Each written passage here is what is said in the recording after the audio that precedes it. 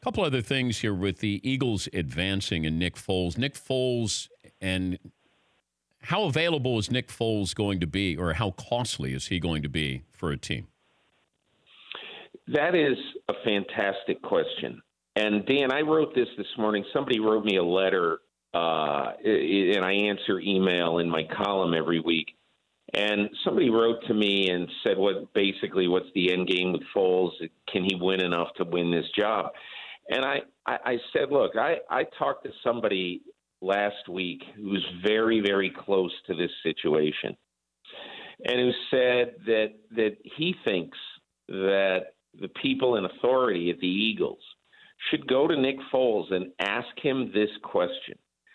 You know, you're not like every other quarterback, and you've seen what happens when you have a chance to go to a bad team. Because obviously he knows what happens when he went to the Rams and they were bad. It was a nightmare. He almost quit football. So I wonder whether the Eagles will attempt, at least for one more year, to make him Mariano Rivera, to make him the highest paid relief pitcher in football. And again, he's got an option next year, a team option for $20.6 million.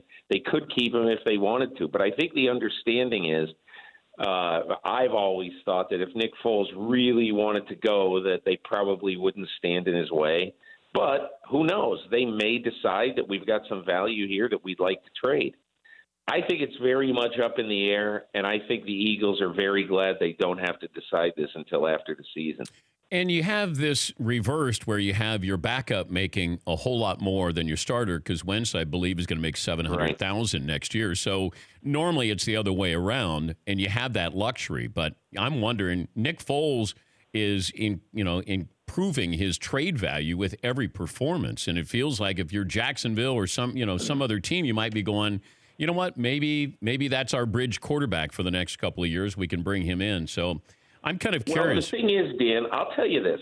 Jacksonville's the perfect team, absolutely perfect team for Nick Foles if he were to actually move on, because they have a ready-made defense. They sort of had a blip on their screen this year. If I were the Jaguars, I would be putting all my eggs in Nick Foles' basket, and not just as a bridge quarterback. The guy's just going to be 30 years old next year. And again, you'll see what happens. Maybe it'll turn out that he should be a backup quarterback, or maybe it'll turn out that that if somebody shows so much faith in him that he won't be what he was in Philadelphia, that it was just magic in Philadelphia and the support system and Doug Peterson and last year Frank Reich.